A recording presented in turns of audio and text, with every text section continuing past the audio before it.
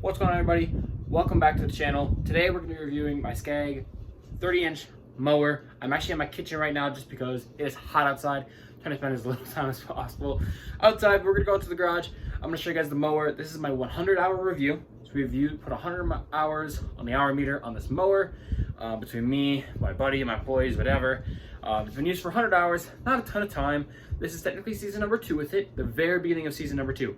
So most of these hours, probably 95, 97 of these hours were put on last season, and the last couple were put on this season. So we're gonna go out, take a look.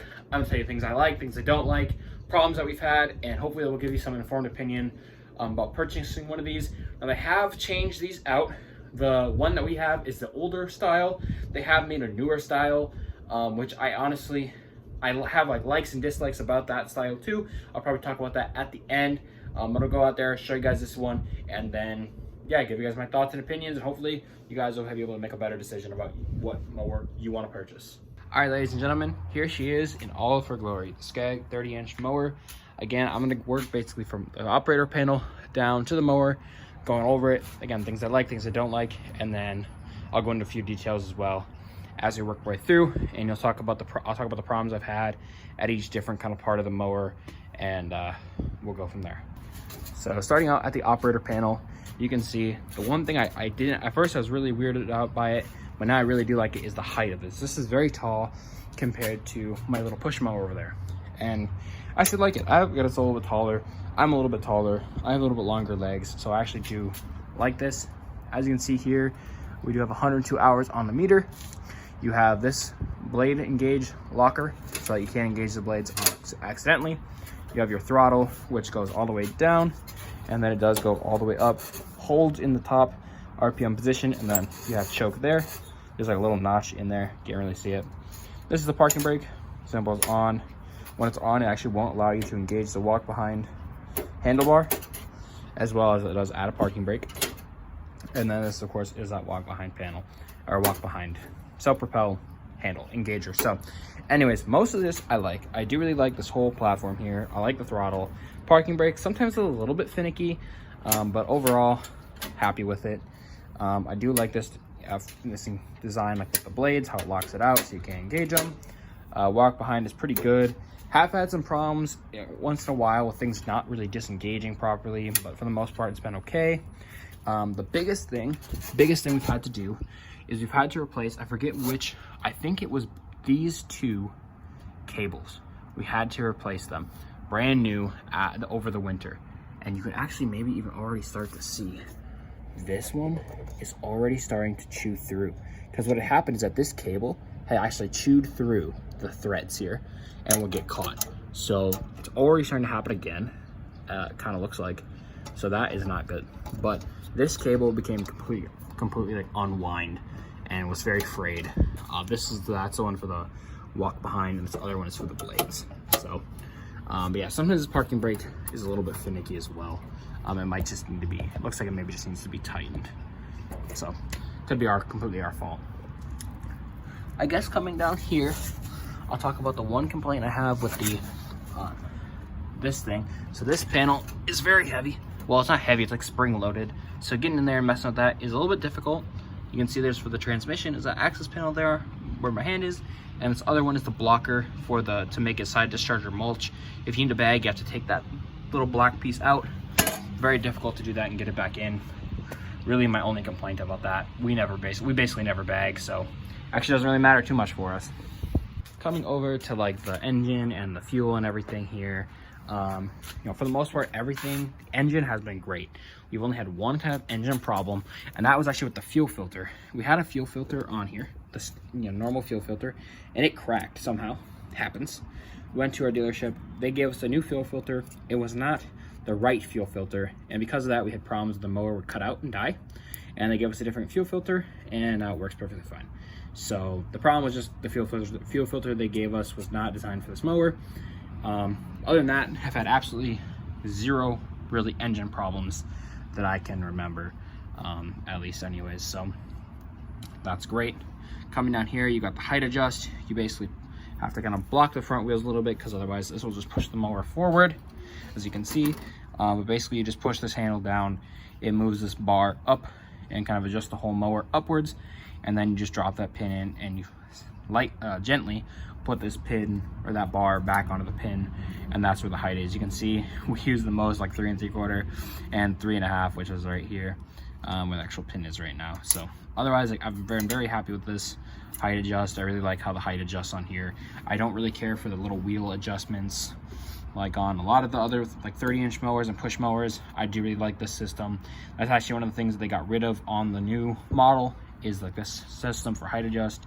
Now I believe it's little clicks or something, and you don't have as much fine-tuned adjustment, which I dislike.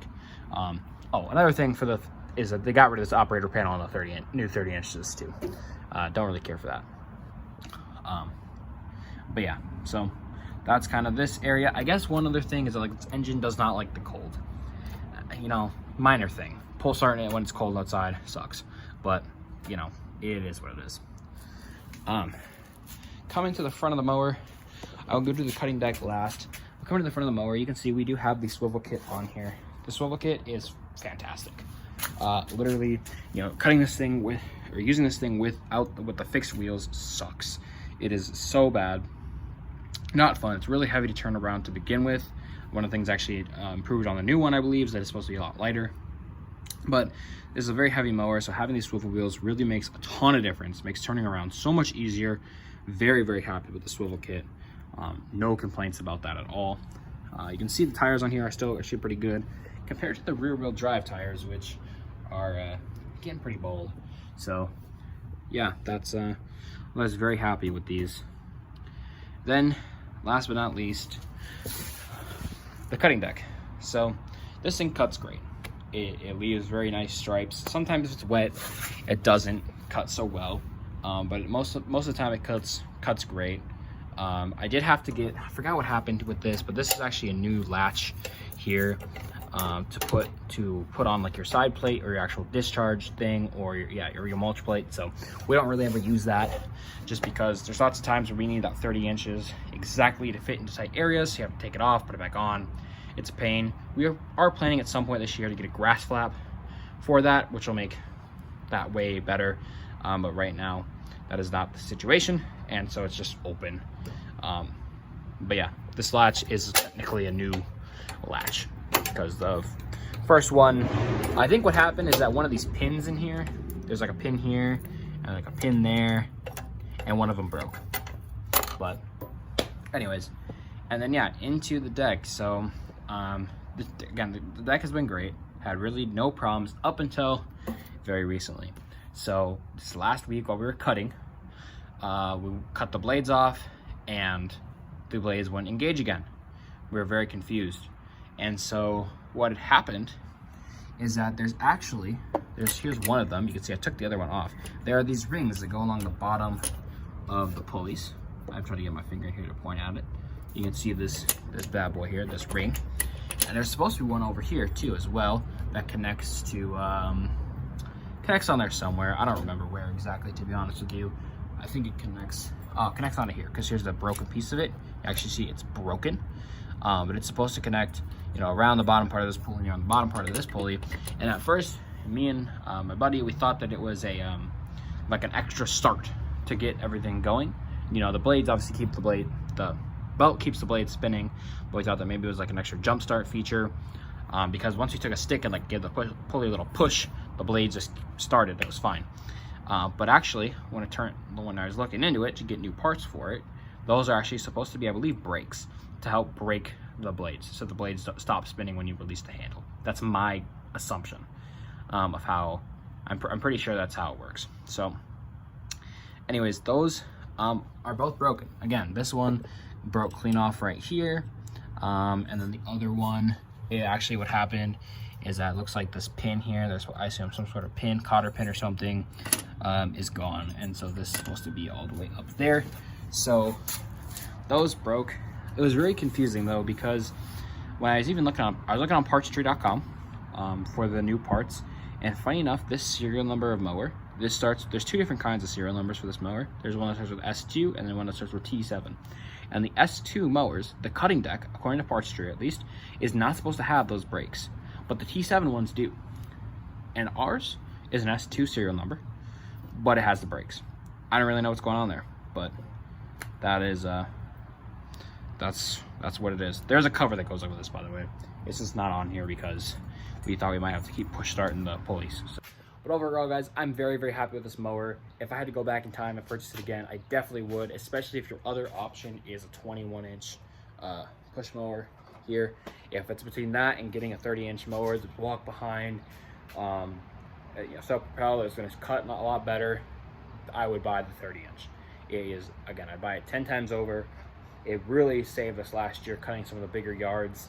Definitely made our lives easier, faster. Again, I love this machine. It has had its downfalls, its problems, frustrating problems, sometimes less frustrating problems, but it's had its fair share of problems. These ones, again, they have changed it up. I will put somewhere in here a picture of the new version and what they look like. They've gotten rid of that operator panel, and I guess to make something more sleek, I guess, I don't know. I've also heard that the new ones are a lot lighter, and so I think that's part of the, a lot of things probably are different on the new ones.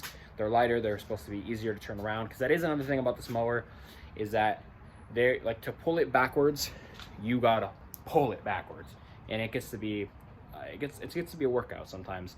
But anyways, again, love the mower, would buy it again, definitely. Very happy with it. Yeah, overall probably a 8 out of 10. Has problems, but for the most part, it is phenomenal. Once again, I'm back in the house because it was like 90 degrees outside, warm out there. But anyways, I do hope you guys enjoyed this video. Hope you guys enjoyed the review. If you guys have any questions about the mower, feel free to leave them in the comment section down below. Hope that my input was at least helpful for some of you guys who are maybe looking to purchase one of these mowers. Probably, if you're gonna look to purchase that exact mower, you're probably actually gonna be purchasing a used one. But that, maybe not. Maybe you manage to get your hands on a new one. Again, a lot of things, the mower is different than new ones, but they're also similar. They hold a lot of the same things. A lot of the 30-inch mowers, I think, actually have the same kind of, the thing about 30-inch mowers in general is that they're heavy and hard to turn around because they're push mowers, but they're also big, and they don't really have reverse, except for the Ferris one. The Ferris 32-inch walk behind one. They don't have reverse, so that's really like the worst thing about these mowers. They're heavy and don't have reverse. But a lot of the new ones, even the Toros, if they have a swivel kit, swivel wheels in the front, caster wheels in the front, makes life a lot easier. I would not purchase one of these without the swivel wheels, because otherwise your life is going to be miserable. It's going to be very, very hard to move this mower around. But anyways, again, hope you guys enjoyed. Hope this helped you guys make a more informed decision in your purchasing of this mower. Again, have any questions, leave them in the comment section down below. I'd be happy to answer them.